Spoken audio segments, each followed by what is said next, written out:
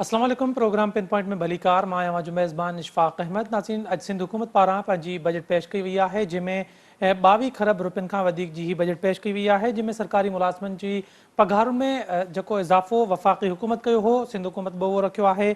बाक़ी जेके पोरियतुनि जी घटि में घटि पघार वारो 32,000 वारो जेको वफ़ाक़ी हुकूमत जो ऐलान हुयो, सिंध हुकूमत उन खे वधाए 35,000 मुक़ररु करण जो ऐलान कयो आहे। तरक़ियाती बजट लाइ 647 अरब 19 करोड़ रुपया मख़सूस कया विया आहिनि। पुलिस समेत अमन अमान लाइ 160 अरब ऐं मकानी इदारनि लाइ या 111 अरब रुपया रखण जी तजवीज़ ॾिनी वई आहे। तालीम लाइ 353 अरब, आपाशी लाइ 160 अरब ऐं ज़राअत जे शोबे लाइ 11 अरब 93 करोड़ रुपया मख़सूस कया विया आहिनि। सब्सिडी, ग्रांट्स ऐं कर्ज़नि लाइ 344 अरब रुपया रखण जी तजवीज़ जेका आहे उहा रखी वई आहे।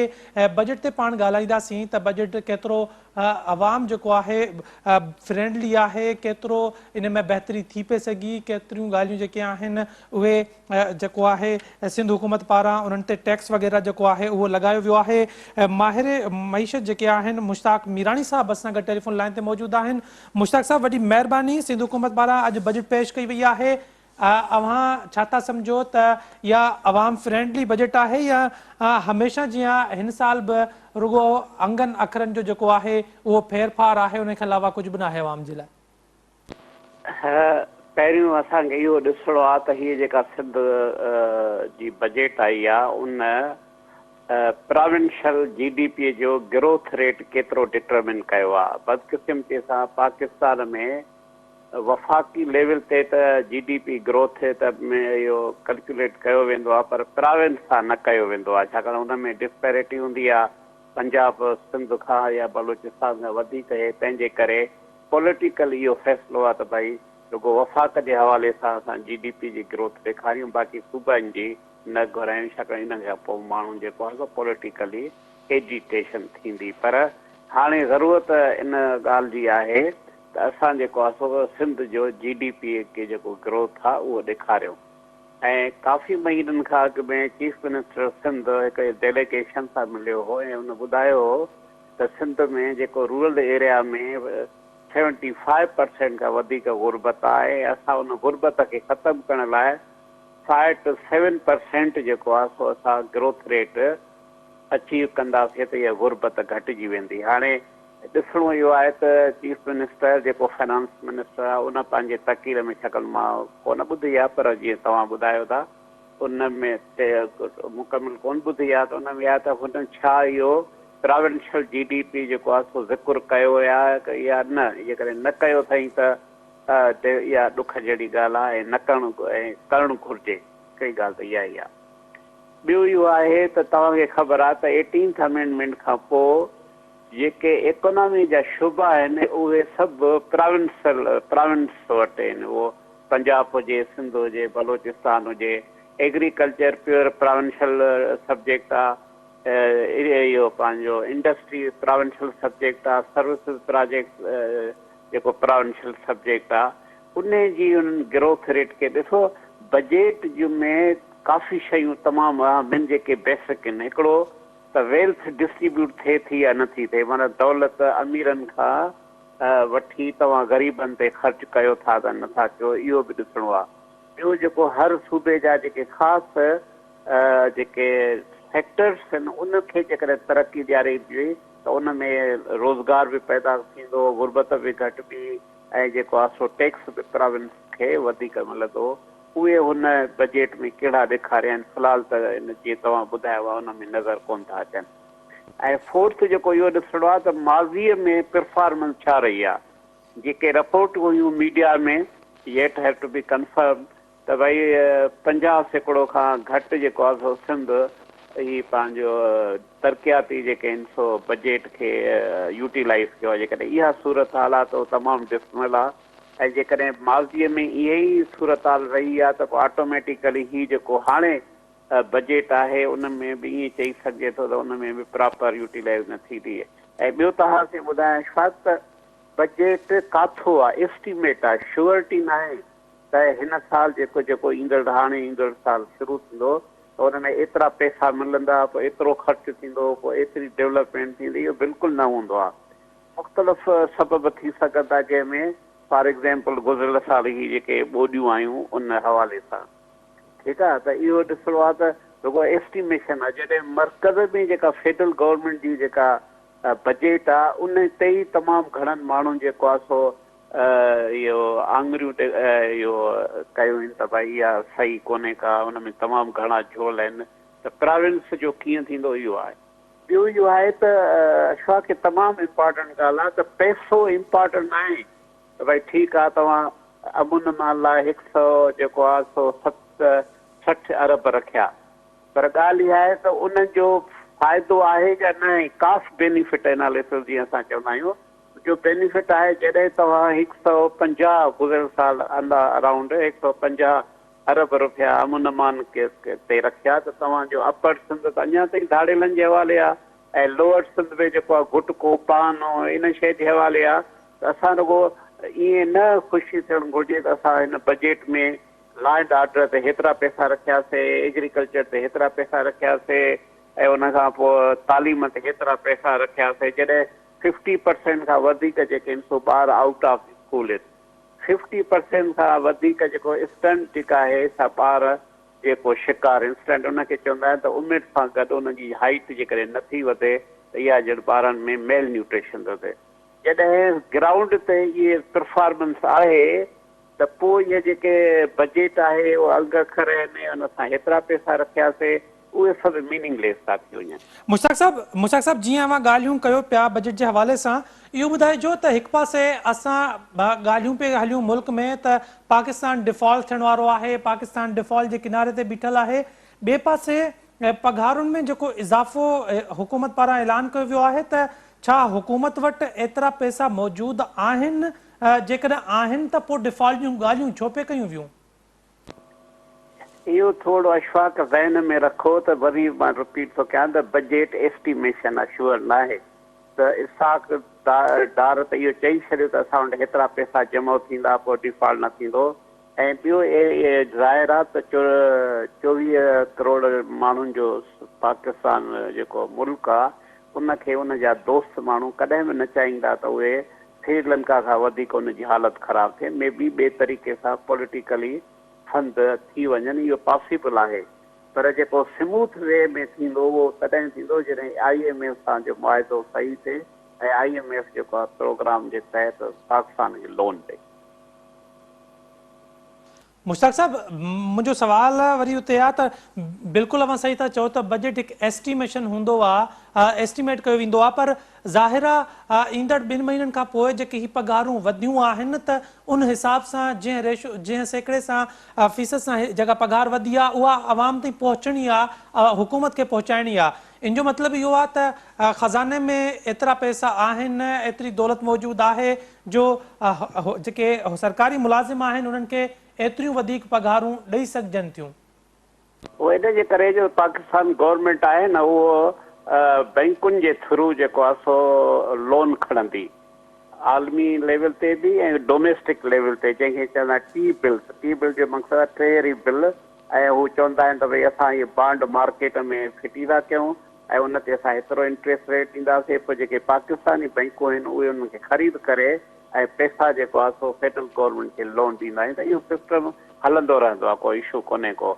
नुक़सानु इहो थींदो त उन ते जेको इंट्रस्ट आहे उहो तमामु वॾो थींदो ऐं जंहिंजे करे पाकिस्तान ते जेका इहो लोन आहे उहो वधंदो थो वञे। हिन वक़्त ते अराउंड जेका आहे सो 60,000 बिलियन रुपीज़ जेको आहे पाकिस्तान ते लोन आहे, जेका सही सुठी ॻाल्हि न आहे। मुश्ताक साहब जेकॾहिं ॻाल्हि कजे टैक्सुनि जे हवाले सां त सुपर टैक्स जेको इम्पोज़ कयो वियो आहे, अवां सुपर टैक्स खे कीअं था ॾिसो? ऐं कुझु शयुनि ते GST टैक्स जेको आहे 12% खां वधाए उनखे 15 ते कयो वियो आहे, त इन ॿिनि फ़ैसिलनि खे अवां कीअं था ॾिसो बजट में?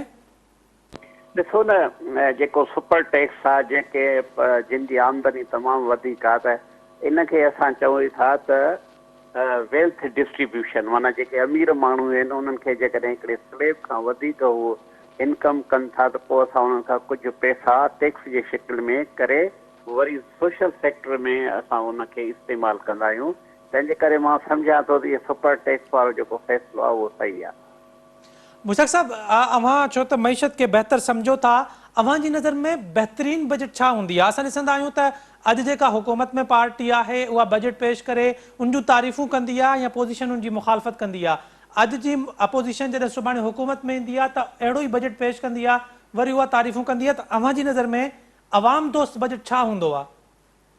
अवाम दोस्त बजट हमेशह, पर ॾिसो इहो जेको सुवाल हिन नमूने सां तव्हां पुछी सघो था त जॾहिं मुल्क ते 60,000 अरब जेको आहे सो कर्ज़ हुजे, उन खां पोइ ट्रेड डेफिसिट हुजे, माना जेको डॉलर असां इहो कमायूं था ऐं जेको असां इम्पोर्ट ते ॾियूं था, उन में केॾो फ़र्क़ु लॻो पियो आहे ऐं उन खां पोइ जेके सेक्टर आहिनि उहे ग्रोथ नथा कनि ऐं अल्टीमेटली आहे त GDP ग्रोथ जेका आहे गुज़िरियल साल 0.3 हुयो ऐं हाणे जेको आहे एस्टिमेशन कयो अथऊं त भई 3 पॉइंट समथिंग थींदो। त यकीनन असां त चाहियूं, ॾिसो as a citizen of Sindh या सिटी, असां त चाहियूं था त बजट अहिड़ी हुजे जेको मुल्क तरक़ी करे, माण्हुनि खे फ़ाइदो ॾे, रोज़गार पैदा थिए, गुरबत ख़तमु थिए ऐं कंहिं बि इंटरनेशनल डोनर जे अॻियां तव्हां हथु जेको आहे सो न फैलायो। त इहो त असां बि चाहियूं था, हर जेको बि माण्हू शऊर रखे त उहो चाहींदो, तव्हां सभु असां चाहियूं था त बजट अहिड़ी हुजे। पर क्वेश्चन इहो आहे त 1947 खां वठी हिन वक़्तु ताईं जेको पैटर्न रहियो आहे उहो हर साल रुॻो कर्ज़ जेके आहिनि सो वधंदा था वञनि। जॾहिं कर्ज़ वधनि था त तव्हांजी सॼी बजट डिस्टर्ब थी थी वञे। मुश्ताक साहब, जेकॾहिं मां इहो मिसाल सपोज़ था करे वठूं त पाकिस्तान ते बिल्कुलु बि कर्ज़ न हुजे हा त पाकिस्तान जो बजट कीअं थी पिए सघियो ऐं उहो केतिरो अवाम दोस्त थी पिए सघियो अगरि असां ते को बि बैरूनी कर्ज़ न हुजे हा? तॾहिं थिए हा त उन खां पोइ छा आहे त टैक्स जेके थिया उन में डेवलपमेंट सेक्टर ते उहो ख़र्च थिया ऐं शाहूकार माण्हू मां पैसो जेको आहे सो ग़रीबनि लाइ करे हा ऐं माण्हुनि खे हिकिड़ी डिसेंट ज़िंदगी हुकूमत मुहैया करे सघे पई। पर हाणे ॾिसो तव्हांजी बिजली जी लोड शेडिंग केतिरी आहे, तव्हांजी गैस जी लोड शेडिंग केतिरी आहे, तव्हांजा रस्ता टुटल आहिनि, उन खां पोइ क्लाइमेट चेंज जे करे तव्हां जूं जेके उहो शील्ड न हुअण जे करे हर साल ॿोॾियूं थियूं अचनि या सोकड़ो थो थिए। त इन जो मक़सदु त सिर्फ़ु इहो आहे त उहो जॾहिं लोन ई तव्हांजो एॾो वॾो आहे त तव्हांखे शइ खे सिस्टम त ख़राबु आहे। जीअं मिसाल पाकिस्तान हिन ई बजट में तव्हांखे ॾिसो त 9,000 जेको आहे सो चवनि था त असां टैक्स कलेक्ट कंदासीं, उन मां 7,000 त सिर्फ़ु वञी लोन रीपेमेंट थींदो। जंहिं लोन रीपेमेंट जेकॾहिं इहे ई पैसा वरी तरक़ीअ जे मनसूबनि ते ख़र्च थियनि हा त केॾो सुठो हुजे हा। मुश्ताक साहब, को बजट में अहिड़ो फ़ैसिलो जेको अवां सम्झंदा हुजो त हुकूमत इलेक्शन ओरिएंटेड फ़ैसिलो कयो हुजे? नथो सम्झां त कोई हिते त उन्हनि खे चॉइस ई कोन्हे का, गवर्नमेंट वटि हिन वक़्तु चॉइस ई कोन्हे का, सवाइ इन जे त जेके सरकारी मुलाज़िमनि जूं पघारूं वधायूं अथऊं या पॉपुलर फ़ैसिलो इहो कयो अथऊं त भई जेके मिनिमम वेजिस जेके आहिनि सो 30,000 खां वधीक हुजनि। पर तव्हांखे ख़बर आहे त फेडरल गवर्नमेंट हुजे या प्रोविंशियल गवर्नमेंट, उहो बिज़ाते ख़ुदि पंहिंजा जेके अपॉइंट थी करे एडॉक ते या मुख़्तलिफ़ शोबनि में उन्हनि खे बि एतिरा पैसा कोन थी ॾे। प्राइवेट सेक्टर जी त ॻाल्हि ॿी आहे। बिल्कुलु सही था चओ। मुश्ताक साहब, छा आख़िर में मूंखे इहो ॿुधाइजो त ईअं थी सघे थो त ईंदड़ हुकूमत जीअं दिसंबर ताईं अगरि इलेक्शन मुल्क में थी थो वञे, नई हुकूमत अची थी वञे त उहा अॼु खां 6 महीननि खां पोइ मिनी बजट अची सघे थी? यकीनन थींदी न, छाकाणि त असां बि चाहियूं था, सॼो माण्हुनि जा मुल्क चाहे था त बिल्कुलु फ्री फेयर इलेक्शन हुजे, अवाम जंहिं बि पार्टीअ खे जेको आहे चूंड करे ऐं उन ते पोइ फर्ज़ थो थिए त पंहिंजे इलेक्शन एजेंडा जे तहत इकोनॉमिक पॉलिसीज़ अडॉप्ट करे ऐं उन खां पोइ डेफिनेटली हू पंहिंजे ई प्रायोरिटीअ जे मुताबिक़ जेको आहे सो मिनी बजट ॾींदी। पर शर्त इहो आहे त 2 शयूं हिकिड़े तमामु इम्पॉर्टेंट आहे जो वटि तव्हां टाइम आहे त अपोज़िशन उन रिज़ल्ट खे बि क़बूल करे ऐं जेका हुकूमत ठहे थी उहो बि रूल ऑफ लॉ ते हले या आइन जे तहत हले। ईअं न त सुभाणे तव्हां ऐं मूंखे इक़्तिदार मिले ऐं मां वरी जेको आहे सो डिक्टेटरशिप यूज़ कया या फाशिस्ट रूल कया या रूल ऑफ लॉ खे वायलेट कया, पोइ इहो माना विशियस सर्किल थींदो, पोइ रुगो पॉलिटिकल इनस्टेबिलिटी जा झगड़ा थींदा। मुश्ताक साहब, आख़िर में बिल्कुलु आख़िर में इहो ॿुधाइजो त हिन वक़्त ताईं IMF सां असां जूं ॻाल्हियूं फाइनलाइज़ छो न थी सघियूं आहिनि? छा बजट ऐं अवामी मतिलबु जीअं पघारूं वधाइण या अहिड़ा कुझु फ़ैसिला IMF सां मुआदे में रुकावटूं हुयूं या को ॿियो मसइलो आहे IMF सां मुआदे में? मां सम्झां थो त के अहिड़ा लिकल इशूज़ आहिनि जेके न IMF थी ज़ाहिर करे न गवर्नमेंट थी ज़ाहिर करे, कहिड़ी सीरियस इशू मुंहिंजे नुक़्ते नज़र खां इहा उहा इहा आहे त भई तव्हां फ्रेश इलेक्शन करे नई हुकूमत सां असां मुआदो कयूं। मुश्ताक साहब, वॾी महिरबानी अवां जी, अवां पंहिंजो वक़्तु ॾिनो। नाज़रीन, कल्ह वफ़ाक़ी हुकूमत ऐं अॼु सिंध हुकूमत पारां बि पंहिंजो बजट पेश कयो वियो आहे। बजट में जेकॾहिं ॾिठो वञे त सिर्फ़ु सरकारी मुलाज़िमनि खे ई रिलीफ मिलियो आहे। उनखां अलावा बाक़ी जेके सरकारी मुलाज़िम न आहिनि उन्हनि जे लाइ हिन बजट में कुझु बि न आहे। टैक्स वधाया विया आहिनि ऐं जेका पोरियतनि जी घटि में घटि पघार वफ़ाक़ी हुकूमत 3 खां वधाए 32,000 ऐं सिंध हुकूमत 3 मां वधाए 35,000 मुक़ररु करण जो फ़ैसिलो कयो आहे। छा इहा शइ इम्प्लीमेंट बि थी सघे थी? जीअं मुश्ताक साहब चयो त प्राइवेट इदारा त पंहिंजी जाइ ते, पर सिंध हुकूमत जेके कॉन्ट्रैक्ट ते या एडॉक बेसिस ते जेके मुलाज़िम रखिया वेंदा आहिनि उन्हनि खे बि 30,000 बि सैलरी न ॾिनी वेंदी आहे। त पहिरियां इहे हुकूमतूं, वफ़ाक़ी हुकूमत हुजे या सिंध हुकूमत हुजे, इन्हनि जे पंहिंजनि इदारनि में मुलाज़मत कंदड़ जेके माण्हू आहिनि पहिरियां उन्हनि खे जेका घटि में घटि पघार मुक़ररु कई वई आहे 32,000 या 35,000, उन्हनि ते पाण पहिरियां अमल दरामद कनि। उन्हनि खां पोइ जेको आहे बाक़ी जेके प्राइवेट सेक्टर आहिनि उहे उन ते अमल दरामद कंदा। छाकाणि त केतिरा ई अहिड़ा हुकूमत जा इदारा आहिनि जंहिंमें जेके पघारूं आहिनि उहे हुकूमत जूं पंहिंजूं मुक़ररु कयल जेके घटि में घटि पघारूं आहिनि उन्हनि ताईं बि उहा नथियूं पहुचनि, उहे मैच नथियूं कनि उन्हनि सां। उनखां अलावा जेकॾहिं ॾिठो वञे त अमन अमान जे हवाले सां हुकूमत जेका आहे उहा बजट मुक़ररु कई आहे पुलिस जे लाइ ऐं अमन अमान जे लाइ 160 अरब रुपया जेके आहिनि उहे रखिया विया आहिनि। पर छा सिंध में अमन अमान बरक़रार आहे? छा उतरी सिंध में, सिंध जे उतरनि इलाइक़नि में हिन वक़्तु अमन अमान आहे? छा ॿिया जेके इलाइक़ा आहिनि सिंध जा जिथे मंशियात आम आहे, छा हुकूमत पारां उन हवाले सां के क़दम खयां विया आहिनि? ज़ाहिर आहे 160 अरब हिन बजट में रखिया विया आहिनि। गुज़िरियल जेका बजट हुई उन में बि पुलिस ऐं अमन अमान जे लाइ अरबें ख़रबें रुपया रखिया विया हूंदा। छा असां गुज़िरियल साल जो जेकॾहिं कंपेरिज़न कयूं या उनखे ॾिसूं त छा हुकूमत पारां अमन अमान पूरे सूबे में क़ाइमु कराइण में कामयाब थी आहे या नाकाम रही आहे? जेकॾहिं उत्तरी सिंध जो जेको मां बार बार ज़िक्र कयां थो त गुज़िरियल 2-3 महीननि में तक़रीबन 200 खां 250 माण्हू जेके आहिनि उहे अगवा थी चुका आहिनि ऐं जंहिंमें कशमोर, जैकमाबाद ऐं सखर वारो जेको इलाइक़ो आहे उते जेके आहिनि इहे वारदातूं तमामु घणियूं थींदियूं आहिनि। अमन अमान जी जेकॾहिं पाण ॻाल्हि कयूं पिया त उन में हिन साल जेको आहे माली साल जेको आहे हिन साल उन में प्रोफेसर अजमल सावंत जहिड़ो माण्हू जेको आहे उहो क़त्ल थियो जंहिंजो हिन वक़्त ताईं को बि जेका आहे दाद न थी सघी आहे। त अमन अमान जे हवाले सां सूरत हाल जेका सिंध हुकूमत जी आहे उहा अवाम जे साम्हूं आहे। प्रोग्राम जो सिलसिलो जारी आहे। वक़्तु थियो आहे ब्रेक जो। असां सां गॾु रहिजो।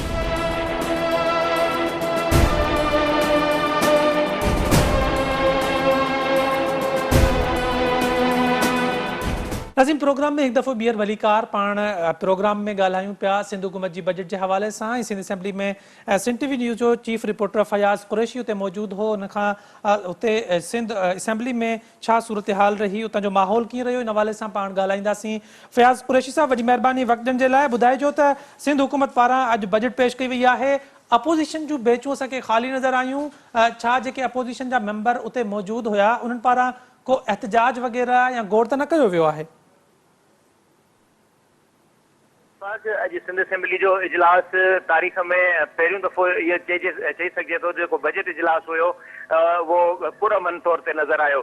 छाकाणि जो जेका वॾी जेका अपोज़िशन आहे या अपोज़िशन लीडर हुयो सिंध असेंबली जो उहो इन सिर्फ़ु इजलास खां गैर हाज़िर हुया, बल्कि नव वारे वाक़िए खां पोइ सिंध असेंबली जा जेके लाॻीता थींदड़ जेके इजलास आहिनि उन में जेका सख़्तु तरीन जेका पाकिस्तान पीपल्स पार्टी जी अपोज़िशन रखंदड़ पार्टी PTI उहो उनजो को बि मेंबर जेको मौजूदु न रहियो आहे। ऐं अहिड़ी तरह सां जेको अपोज़िशन लीडर आहे हलीमा दिल शेख उहो बि तसलसल सां ऐवान मां गैर हाज़िर आहे। थोरे जो हुकूमत जा जेके सूबाई वज़ीर आहिनि उहे पंहिंजे मीडिया टॉक में पुछियल सवालनि ते इहे चवंदा रहिया आहिनि त जेकॾहिं अपोज़िशन लीडर जेकॾहिं इजलास में शरीक थींदो त कंहिंखे हुनखे कुझु बि न चयो वेंदो, उहो इजलास में शरीक थिए। ऐं हमेशह रवायत रही आहे त अपोज़िशन लीडर लाज़मी हूंदो आहे ऐं अपोज़िशन लीडर जे हुजण जे नाते सां ऐवान में जेको बजट जो जेको इजलास थींदो उन में जेके हुकूमत जे मथां स्थिति जेका तनक़ीद थींदी आहे, जेके नाकारी जेके उनसर हूंदा आहिनि बजट जा, उन ते हुकूमत खे सख़्ती सां मोड़ियणो पवंदो, एहतिजाज बि थींदो आहे ऐं बजट जूं कापियूं फाड़ी वेंदियूं आहिनि। त अॼु इहो ॾिसण में आयो त अपोज़िशन जी जेका वॾी अक्सर जेका तहरीक इंसाफ़ सां वाबस्ता हुई उहो ऐवान मां ग़ाइब हुई, बल्कि ॿिया जेके अपोज़िशन जा जेके मेंबर हुया उहे बि मरहले वार जेको ऐवान में ईंदा रहिया।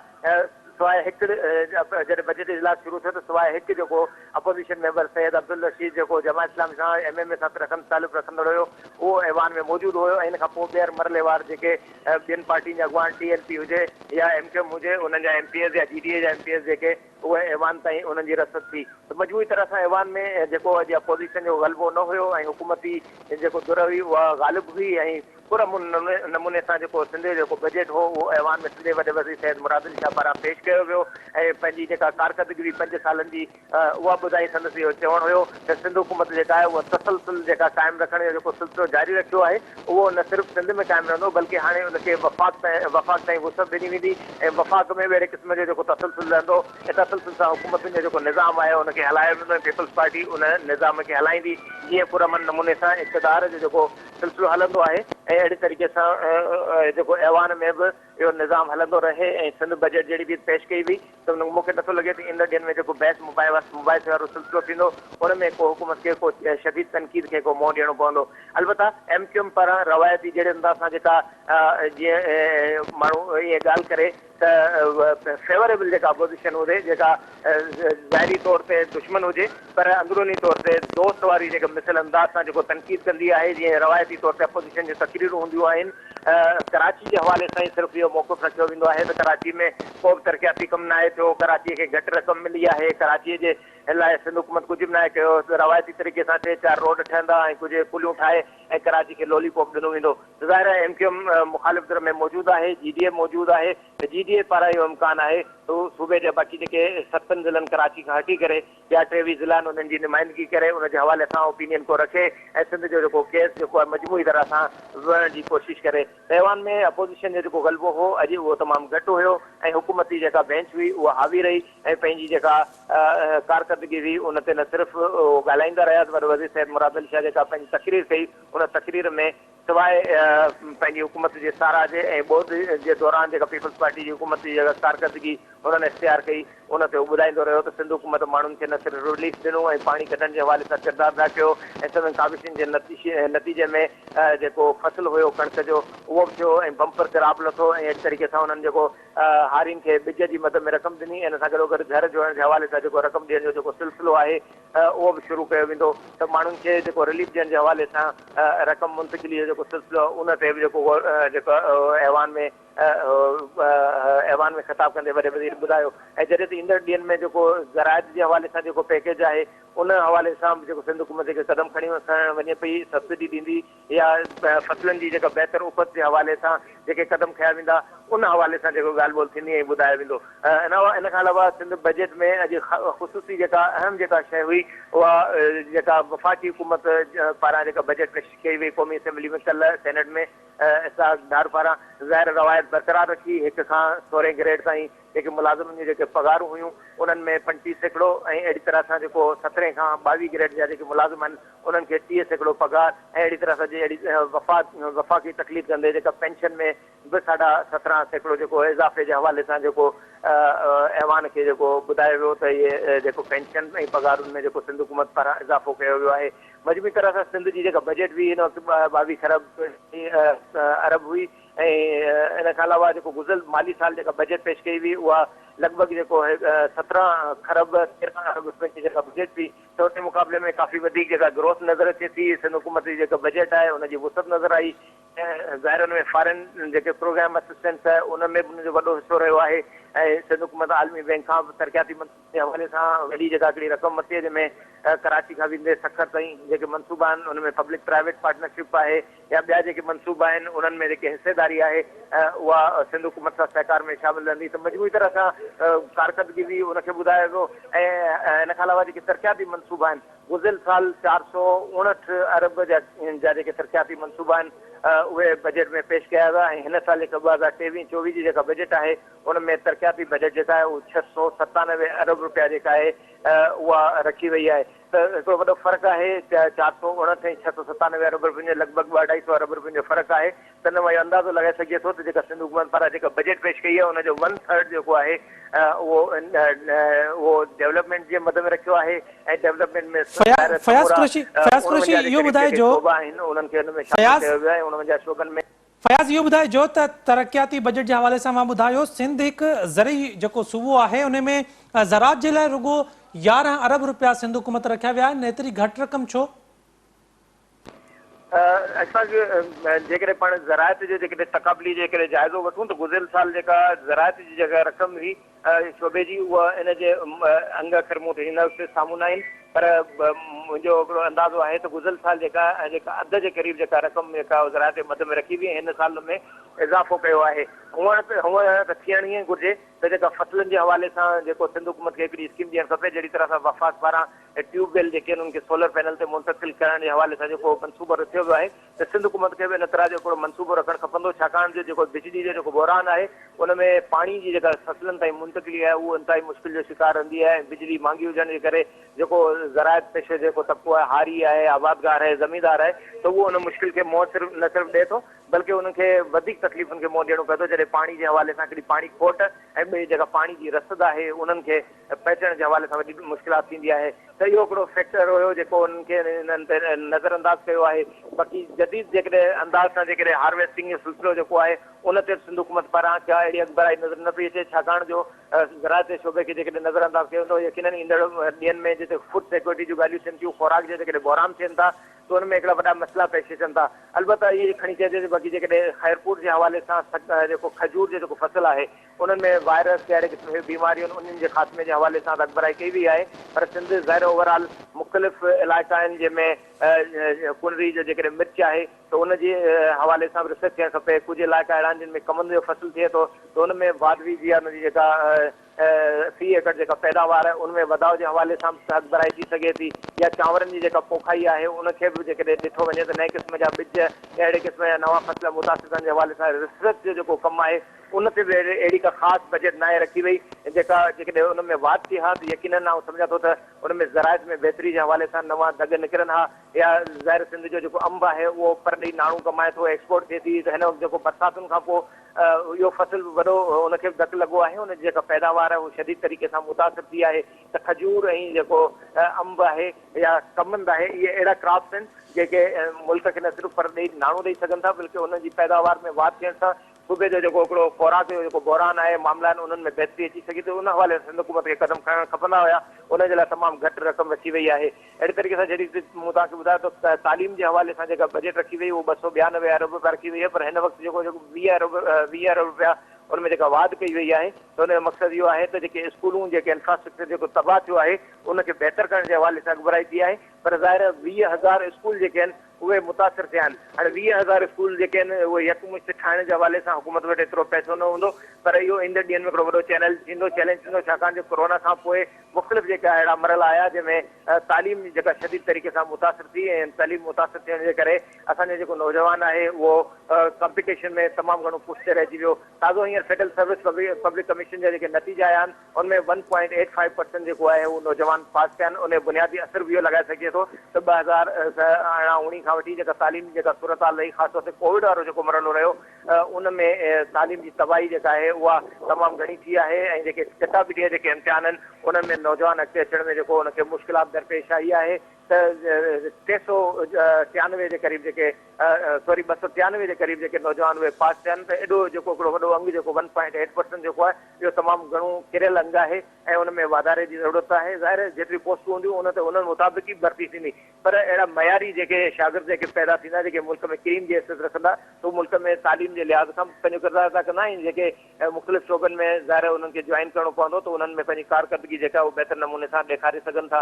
अहिड़े क़िस्म जा शोबा आहिनि, ख़ासि तौर ते सिंध जी हायर एजुकेशन जेका आहे उनमें उनजी बजट जेका आहे उनमें वाध कई वई आहे। पहिरीं सिंध हुकूमत पारां हुन जे हवाले सां 7 अरब रुपया मुख़्तस कया विया, हिन बजट में उन्हनि खे वधाए 80 अरब रुपया कयो वियो आहे।